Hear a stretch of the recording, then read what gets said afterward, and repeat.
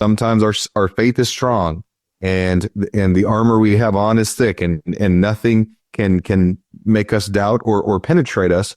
And sometimes, we have those moments where we're weak and where we feel like I'm not sure, or maybe I don't know this as well as I feel like I should know it, or maybe I thought God would bless me in certain ways and he hasn't. And so maybe this isn't true. That whole idea of remembering and that callback and that understanding is so critical to helping sustain us and building that deep reservoir and that well that we can draw on when we do have those difficult moments. And if we have spiritual experiences and we don't validate it, we don't acknowledge it, meaning we don't have gratitude for it. We don't write it down. We don't show the Lord that we recognize the uniqueness and the beauty of that experience.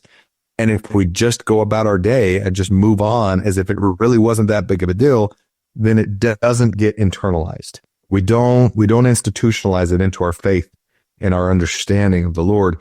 And so it doesn't become a strength for us. Those doubts come and we don't hearken back to those moments as much as we should or in the ways that we should. And yet those moments the Lord gives to us to really help bear us up. I mean, it is a lifeline that he throws out to us. And there's several things that he does like that for us. But one of them is he gives you these witnesses, these profound experiences. And if you draw on those appropriately and you help nourish and keep those experiences living and flourishing in your heart and in your mind, well, then they can really help sustain you when times get difficult. But I think what happens far too often is those that choose to abandon their faith, they, as we talked about previously, they rationalize it. They throw it away. They start to make excuses for it. And they don't have that beautiful gratitude and simplicity of faith to say, I understand what the Lord gave me. I understand what I received. I don't deserve it, but by grace I received it. And I'm so thankful for it. And I act in accordance with that witness that I've received.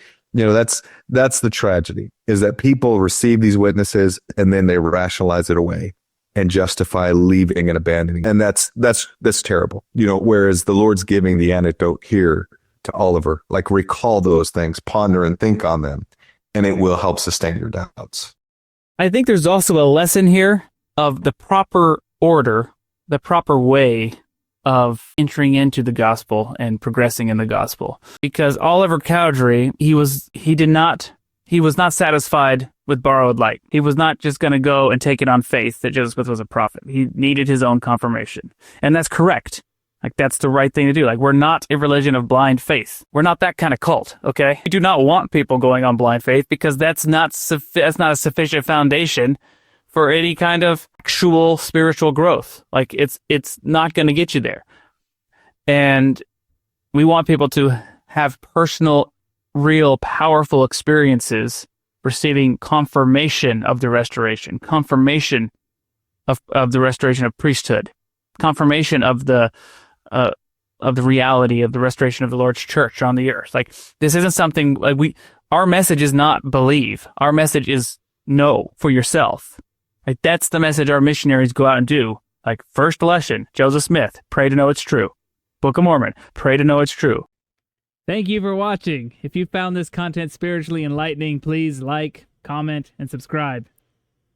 Like the gospel, these little things make all the difference, and it helps the algorithm push out better content for everyone to enjoy on YouTube.